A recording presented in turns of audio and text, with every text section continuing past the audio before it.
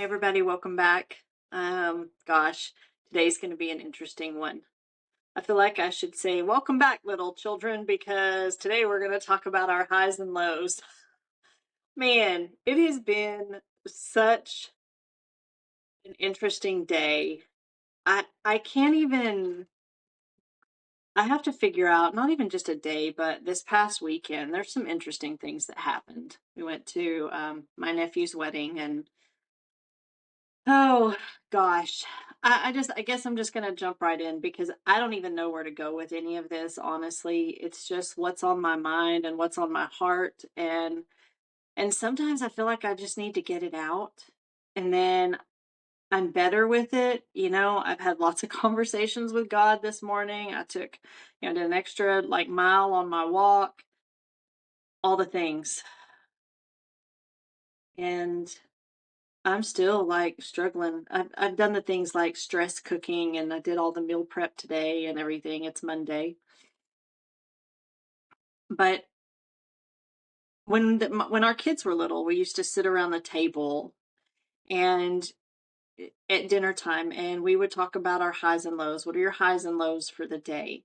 And we always had to tell your low first. So I guess we should say lows and highs, but we talked about our lows first, and that way we ended on a high. And we went around the room, around the table, and it took a majority of dinner to get through six people, because sometimes the kids had a lot to say about what things were good that happened and what things weren't good.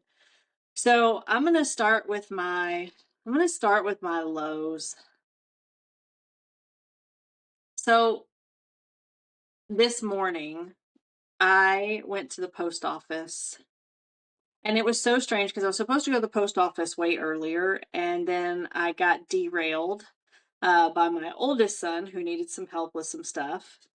And so I stuck around the house, and um, Gage needed me to help him get some plants to the post office for his orchid business because he had jury duty for the first time.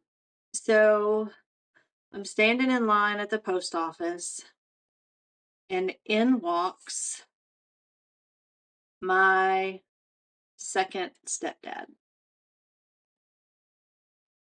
I haven't seen him since my grandmother's funeral.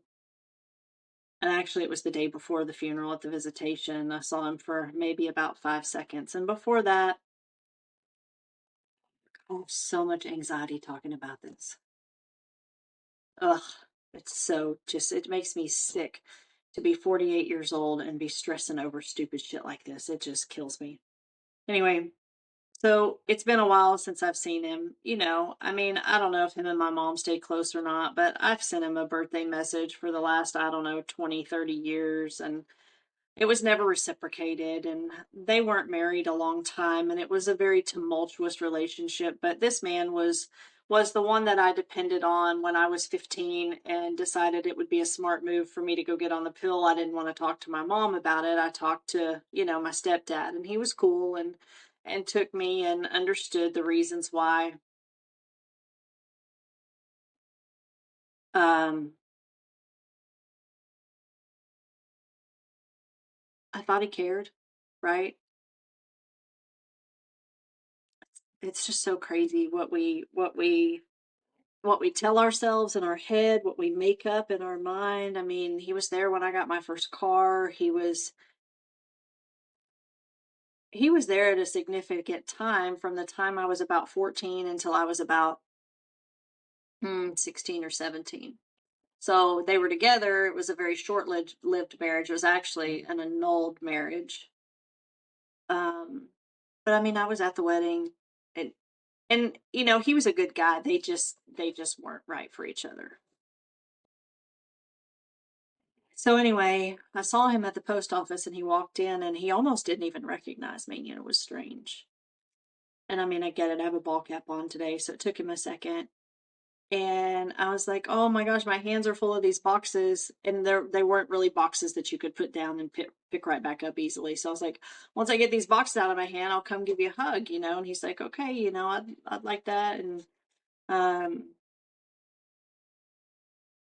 we were standing in line and we were talking a little bit, and I told him the kids were doing good, and um, He said he had tried to call mom, or she had tried to call him, and I think they still talk on occasion. This is so stupid. So I was leaving, got through the line, and I had the boxes, and I was leaving, and I turned around and I was like, "Well, I'll just wait for you," and because there was one person in line behind me before it got to him. It's like, "I'll just wait for you," and I was like, "Well, I'll just cut in line and come give you a hug, no big deal." And I said, I'll wait for you over here. You know, hugged him and said, I'll wait for you over here, um, so we can visit for a minute. And he said, "There's no need to wait. This could probably take a while."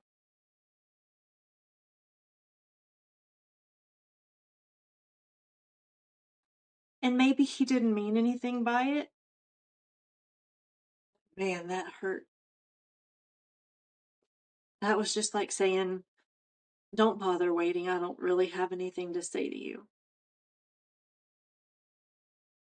I mean, this guy was my dad at one point in my life. This is why I didn't wear makeup. I mean, like, how do you do that to somebody? I don't care if I'm 47 and 0.99 years old. You know, I don't understand that. I don't understand how you can marry someone and then just and get a divorce and then just walk away from those kids that thought you hung the moon. I don't understand that at all. I guess it's just, we want to be wanted and noticed and needed, and it was just really weird that he had nothing to say to me.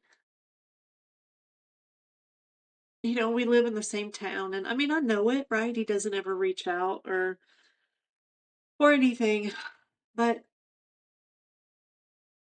that hurt. That stung a lot. And then so I just left. I just said, "Okay, good to see you. See you later." It was like running into it was the equivalent of running into an old friend from high school that you didn't really know that well, but you knew their face, so you were polite and said hello. It wasn't like you were married to my mom and you just didn't give a shit that you were seeing me or not. So that was this morning. Um,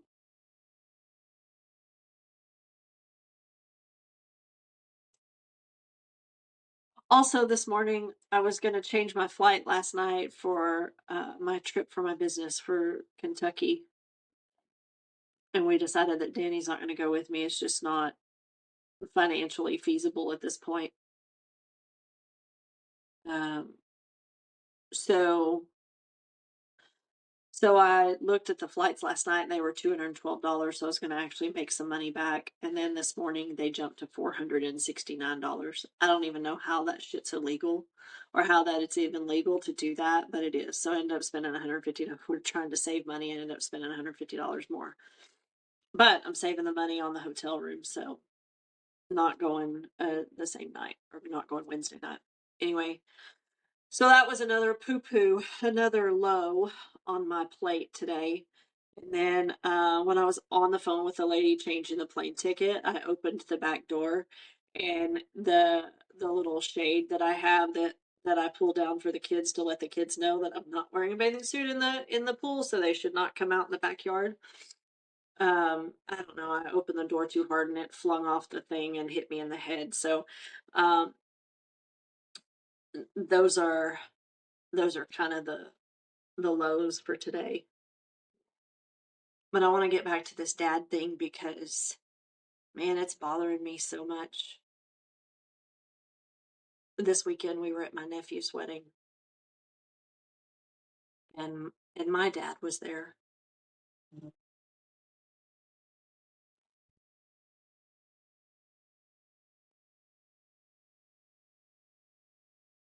I don't know, I guess it doesn't matter how old you are, your parents are your parents. It doesn't matter. Your parents are your parents. You want them to be happy to see you and I know my dad's super sarcastic and he just plays things off all the time, but I walked up to him and he was talking to another gentleman and it happened to be my brother's ex-wife's father. And I said, "Hey dad," and he was like, "Dad? Who are you calling dad? Like I don't know who your dad is." And it's just like, grow the fuck up, you know? Like, can you just greet me like I'm your daughter, like I matter to you, like you care? You know, he never once made an attempt to approach me at the wedding. Him and my stepmom ended up sitting on the other side of the room. And honestly, I don't think my dad could have cared less that I was in the room with him or not. And that hurts a lot.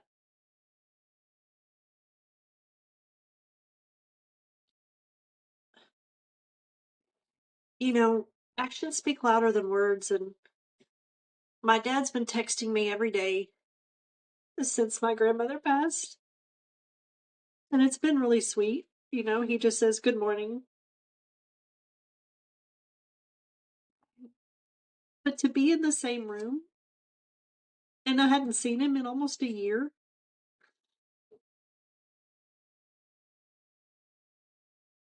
and it didn't seem like it mattered to him that I was there or not, or that my kids were there. He hasn't seen my kids in even longer. No, I guess he just thinks that everybody should come to him, and relationships just don't work that way. And so my feelings were already on my sleeve. God, I didn't know I was going to be such a crybaby. I knew kind of, but not like this. It's like when you start talking about it, that's when everything blows out. Um, my dad had gotten up and I went around the other end of the table and was talking to my stepmom. And it's no secret in our family, I don't care for my brother's ex wife. We've never really gotten along. I think she's done some things that have taken advantage of my family over the years. And and I won't even go into that because none of that matters. But mind you, my dad was standing outside talking to her dad when I got there, right? Well, she walked up to the table to me and my stepmom and she said, "Hey, uh, dad wanted me to let you know that if you need him, he's outside smoking." And she knows because I've said it to her. She knows that it crawls all over me that she calls my dad her dad. It's not your fucking dad. He's my dad. That's it. Period. You have a dad. You have a good dad. Go love on your dad. Do whatever you're doing, but don't call my dad dad and don't do it in front of my face. And I know that may seem like trivial, but if you knew the history, you would understand. That's my dad, not yours. So don't call him dad. It's not okay. And especially when you know that there's a relationship strife and struggle and you do it anyway. It's like you do it just to throw it in my face because you know it bothers me. And that's the part of the reason I don't like her is because she does little shit like that and has for, I don't know, 26 years that I've known her. 27, 28 years, probably somewhere around there. I just don't like people like that. So I'm still processing that, but I'm still like super pissed off and super angry about that. I don't know. I mean, y'all tell me, am I being ridiculous? Am I being a baby? I mean, nobody else calls my mom mom except for me and my brother, you know? And I know that like my brother calls my stepmom mama, right? He'll call her mama. But he doesn't call her mom. There's a difference. You know, my dad has a nickname that he goes by, which he gave himself, which is Bubba. She could call him that. She could call him Lloyd. She could call him Trey. She could call him anything she wanted to, but dad.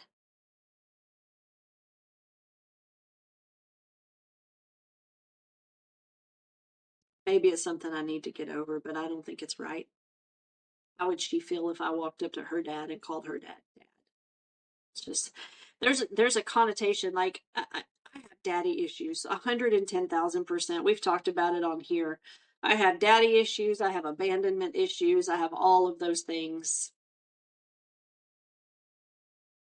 So maybe it's taken out of context, but the thing is, she knows those things and she does it anyway, and she knows I don't like it because I have voiced it. Just, I don't know. She's always been very patronizing. I don't get along with her. I don't like her. She's definitely not my people, not my tribe. So I try my best to stay as far away from her as I can. And when she said that at the table, I didn't have anything to say. And, you know, I've learned over the years that if I don't have anything nice to say, just be quiet. And I actually tried to practice that, and it was her son's wedding, and I wasn't going to be that person, right? And what I should have done is just said something, but it wasn't worth it. And so my stepmom said something else to me, and I just kind of shrugged it off, and I just got up and walked away. I didn't have anything else to say. Makes me sick. My mom isn't your mom, and my dad isn't your dad. And I think that's okay for me to be selfish about. Period. I'm probably not the only one. So those were my lows. Gosh, that was almost 20 minutes worth of lows. I'm sorry. I hope you haven't turned it off yet. I don't know. Maybe you're relating to it. Maybe you can feel it. But there's some things that just hurt. And they hurt the same when you were 16 as when you're a grown up. Your parents are still your parents. It doesn't matter how old you are.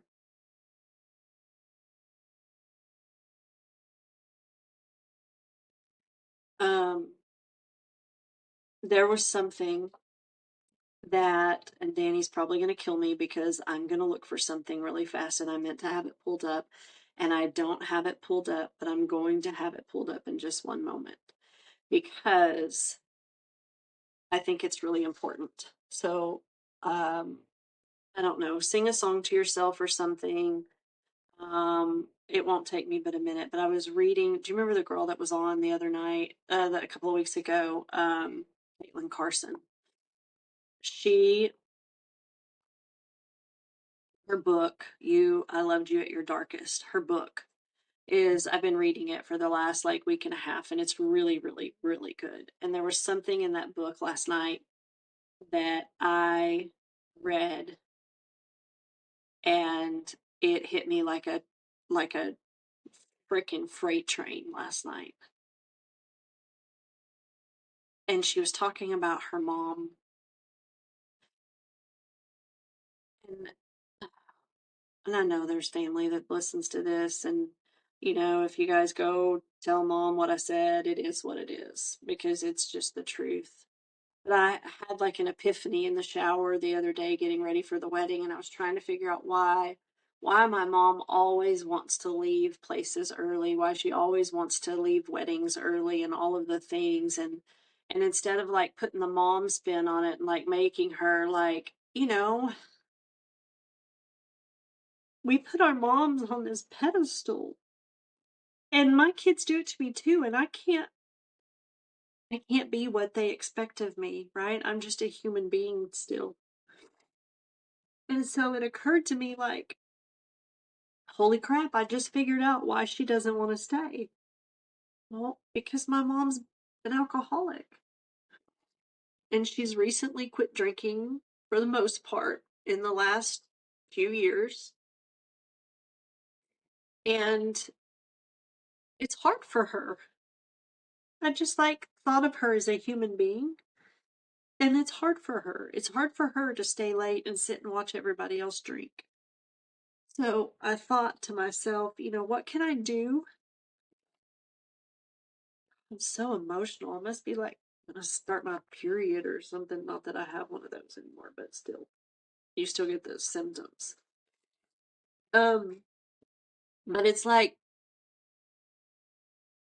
thought, what can I do to make it easier for her? So, we have the new dragon fruit drumsticks, and I put one in my purse and I pulled her to the side at the wedding and I handed it to her and I said, "Hey," I said, "I know that this can be hard for you, so I just wanted you to have something special for you. This is one of our new dragon fruit drumsticks, so mix it in with water and stir it up, and you can have a fruity little new drink, just like everybody else has a drink, you know." And she just said, she said, "Thank you for that, you know." And I think we forget that our parents are human beings and we have them on this pedestal thinking that because they're a mom and because they're a dad, they're supposed to act differently. Well, maybe they do. Maybe they are supposed to. Maybe we are supposed to, but I don't know if I could ever live up to my kids' standards. So I'm reading Caitlin's book last night, and I sent this to her, and it's a quote from her book, and she said, "Unfortunately, I didn't know the true art of forgiveness until after she passed." And she's speaking of her mom, who was an alcoholic. So let me start over. She said, "Unfortunately, I didn't know the true art of forgiveness until after she passed. I always forgave her. Sometimes I had to do this daily, but only on the surface. Forgiveness for me truly felt complete when I knew I wouldn't have to forgive her for anything else."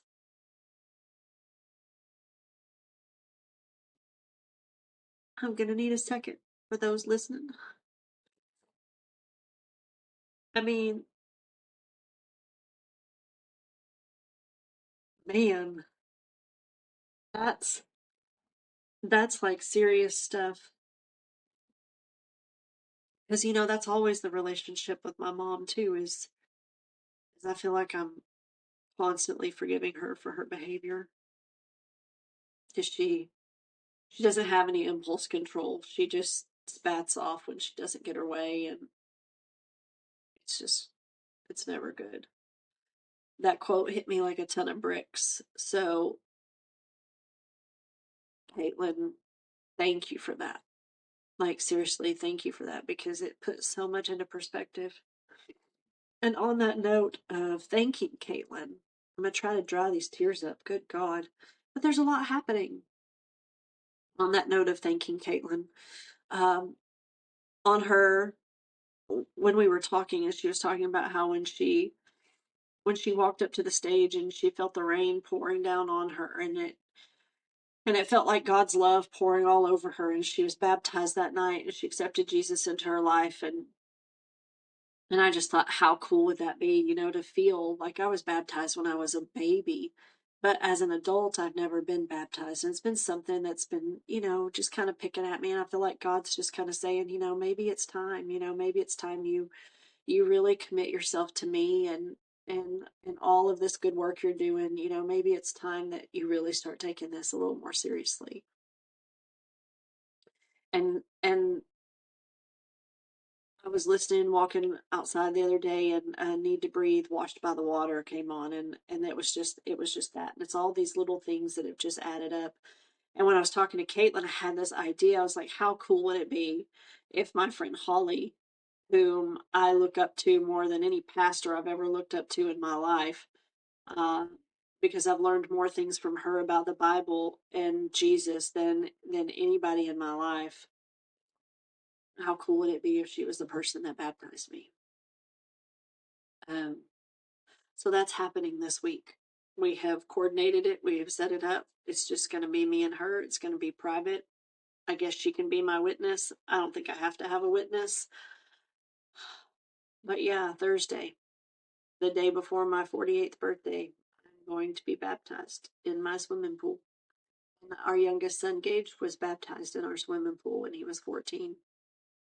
So there's a lot of symbolism there.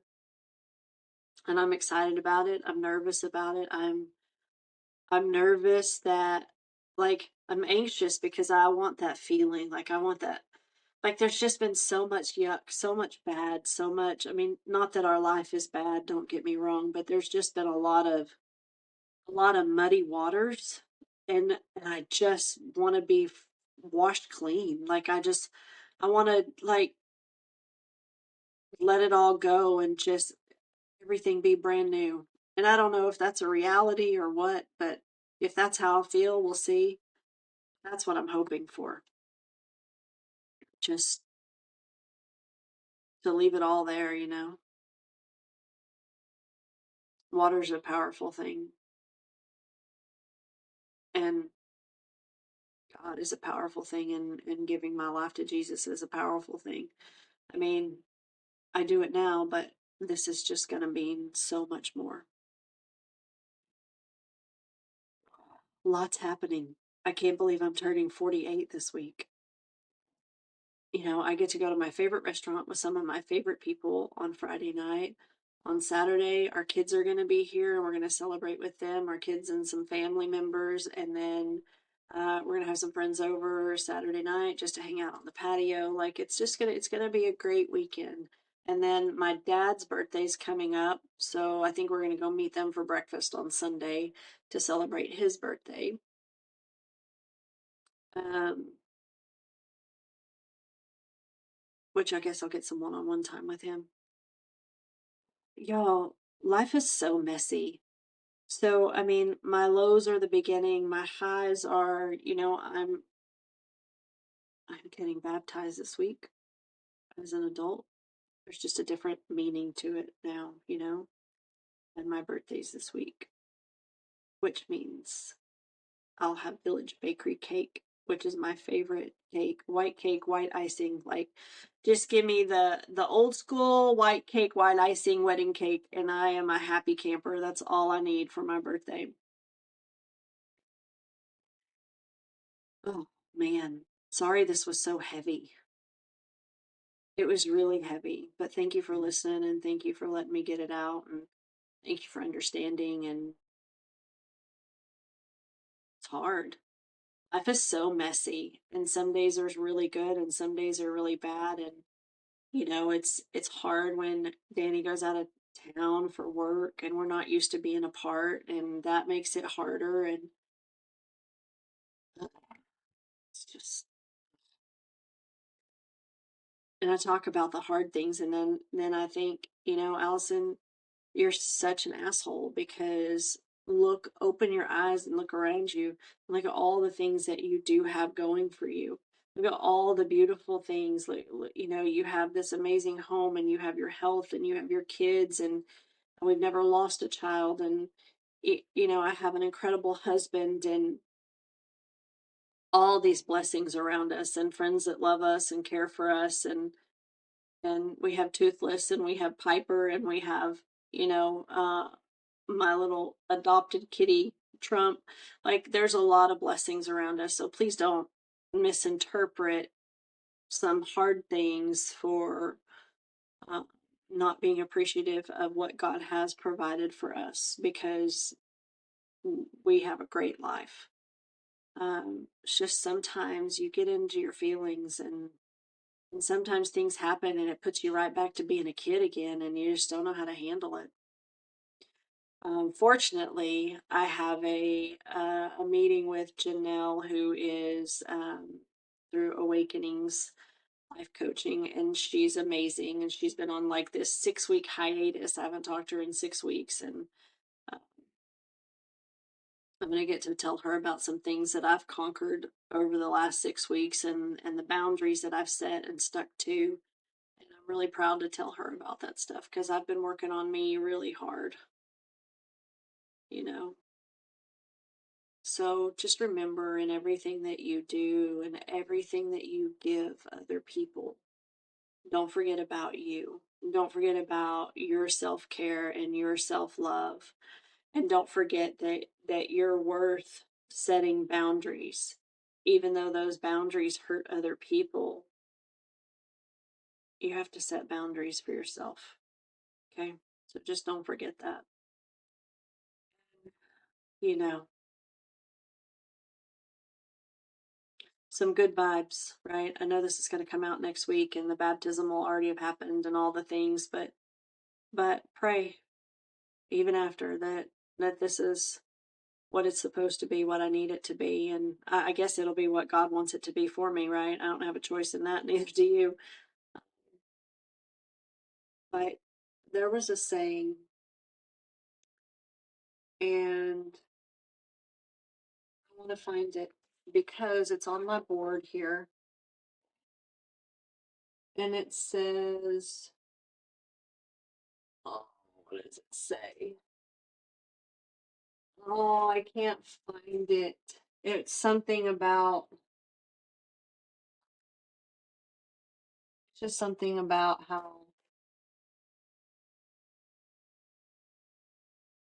I don't know. It was something that Calla wrote to me, and it was important, and now I can't find it. So, um, just asking God to use me, you know, God, just use me for whatever it is you need me for now. So, pray that that's what happens. That's what I'm asking for.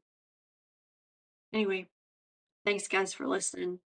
I don't know what's coming on next week, but I'll be anxious to see what God puts in my life for next week and yours, because this affects you too. Thank you for listening. Thank you for checking it out. Love you lots. Peace out, homies.